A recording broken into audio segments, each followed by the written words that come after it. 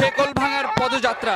দর্শক, এই মুহূর্তে শাহবাগ থেকে আমরা লক্ষ্য করছি শেকল ভাঙার পদযাত্রা নিয়ে নারীরা একটি মশাল মিছিল বের করেছে, যেটি গিয়ে যাবে শাহবাগ থেকে শুরু করে সিটি কলেজ হয়ে এই পদযাত্রা সংসদ ভবন এলাকায় যাবে এবং সেখানে আমরা যেমনটি জানতে পেরেছি ভোর 3টা পর্যন্ত সেখানে তারা থাকবেন। তাদের বেশ কয়েকটি স্লোগান আমরা লক্ষ্য করছি। তারা জানাচ্ছেন যে নারীদের যে ক্ষমতায়ন এবং নারীদের নিয়ে যে কটূক্তিমূলক কথাবার্তা সেগুলো বলা যাবে না। মূলত সেই বিষয়টা নিয়েই কিন্তু তারা এই রাত্রে তাদের আমরা দেখছি মশাল মিছিল বের করেছে এবং নাম দিয়েছে শেকল ভাঙার পদযাত্রা। সেই পদযাত্রা নিয়ে কিন্তু তারা এগিয়ে যাচ্ছে। এই মুহূর্তে শাহবাগে থেকে কিন্তু তারা এই পদযাত্রা শুরু করেছে। তাদের হাতে বিভিন্ন প্লেকার্ড রয়েছে, ফেস্টুন ব্যানার রয়েছে এবং আমরা দেখছি মশাল মিছিল যাকে বলে সেটি নিয়ে তারা এগিয়ে যাচ্ছে। তারা বিভিন্ন স্লোগান দিচ্ছেন। তারা জানাচ্ছিলেন যে বিভিন্ন ধরনের কটূক্তিমূলক কথা এবং নারী বিষয়ক কোনো নারী বিদেশি কোনো কথা যেন না বলে সেই বিষয়ে আমরা একটু জানার চেষ্টা করবো। আজকে আপনারা কেন এই মিছিলটি বের করছেন? আমাদের সমাবেশটি শেষ হলে আপনাদেরকে জানানো হবে, প্লিজ একটু অপেক্ষা করুন।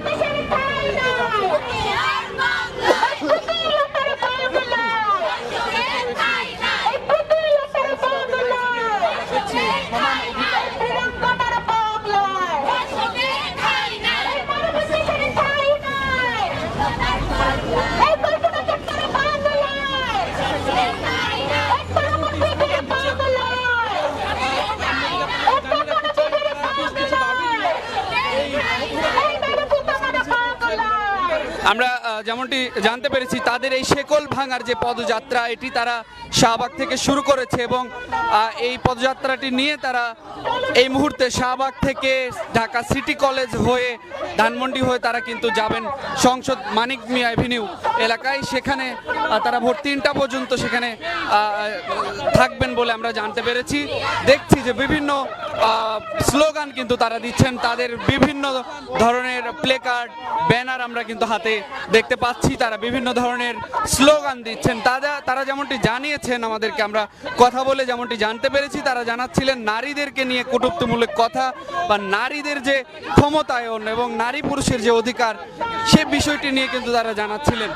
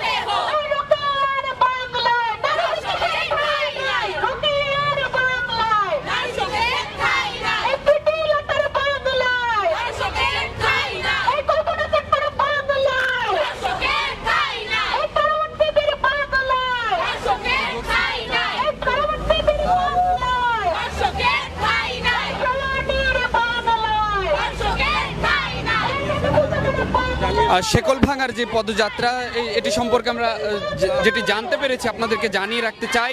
তারা বিভিন্ন স্লোগান দিচ্ছেন নারীদের সাথে বৈষম্য বা নারীদের যে ক্ষমতায়ন সেই সম্পর্কে এবং আমরা দেখছি যে তারা মশাল মিছিল নিয়ে কিন্তু বের হয়েছে এই মধ্যরাতে।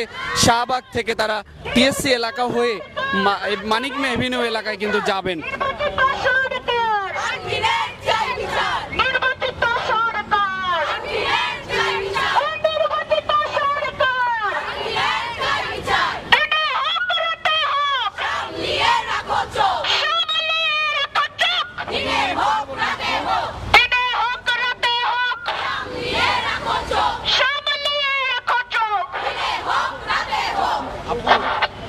কথা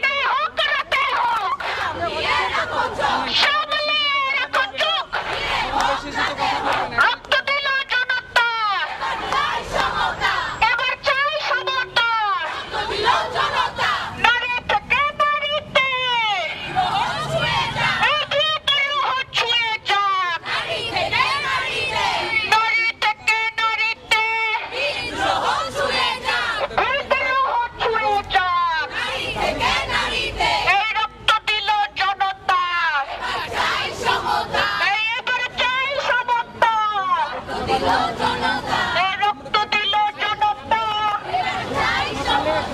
এবার চাই সমতা। এই রক্ত দিল জনতা, এবার চাই সমতা।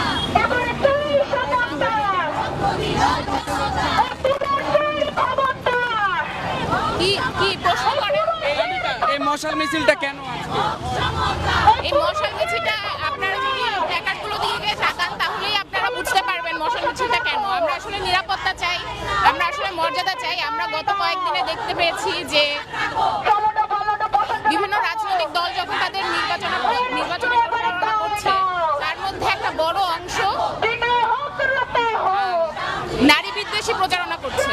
এবং এই ধরনের প্রচারণা যেই রাজনৈতিক দলগুলো করে, তারা নির্বাচিত হয়ে আসার পরে আমাদের সাথে কি করবে সেটা নিয়ে আমরা আসলে সন্দিহান। এবং আমরা এরকম কোনো নির্বাচিত সরকার চাই না যারা নিজেদের মধ্যে নারী বিদ্বেষ পোষণ করে এবং সেটা নিয়েই দেশ পরিচালনার উদ্যোগ নেয়। ফলে আমরা চাই এবার নির্বাচিত সরকার আসার পরে নারী বান্ধব একটা সমাজ গড়ে তোলার এবং নারী নিরাপত্তা মর্যাদা এবং নারী যেন অবমাননার শিকার না হয়। নারী যে কোনো ধর্ষণের শিকার হলে তারা যেন বিচার পায়। পাহাড়ের নারীরা, বিশেষ করে বন নারীরা এখনো অনেকেই কারাগারে আছেন, তারা যেন মুক্তি পায়।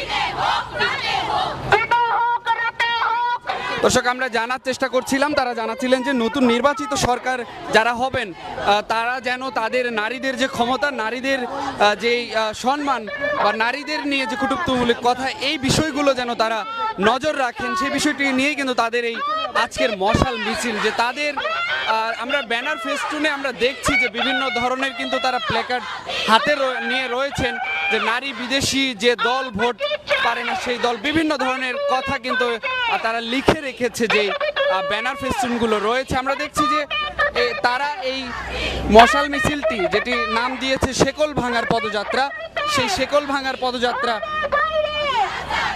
নিয়ে কিন্তু তারা এগিয়ে যাচ্ছে। আমরা লক্ষ্য করছি তারা এই মুহূর্তে মশাল মিছিল নিয়ে শাহবাগ থেকে ঢাকা সিটি কলেজ হয়ে তারা যে রুট দিয়েছে সেই রুটে তারা যাবেন। এখান থেকে তারা মানিক এভিনিউ, সেখানে তারা যে গিয়ে দাঁড়াবেন এবং সেখানেই তারা সাংবাদিকদের সঙ্গে কথা বলবেন, এমনটি কিন্তু তারা জানাচ্ছিলেন।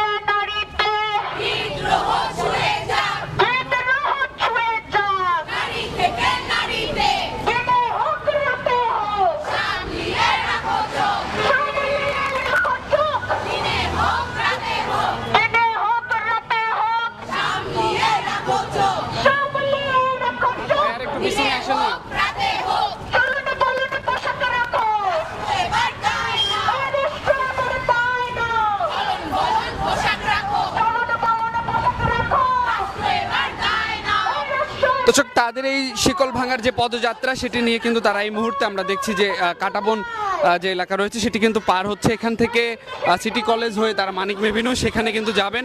এবং আমরা যেমনটি জানার চেষ্টা করেছি, তারা জানিয়েছেন আমাদেরকে যে নতুন নির্বাচিত সরকার তাদের যে দাবি দাওয়াগুলো রয়েছে সেগুলোর দিকে যেন নজর রাখে, সেই বিষয়টি নিয়ে কিন্তু তাদের এই আজকের মশাল মিছিল তারা করছিলেন। দর্শক, এই ছিল আমার কাছে এখনকার সর্বশেষ আপডেট। পরবর্তী আপডেট পেতে অবশ্যই দৈনিক ইত্তেফাকের সঙ্গেই থাকবেন।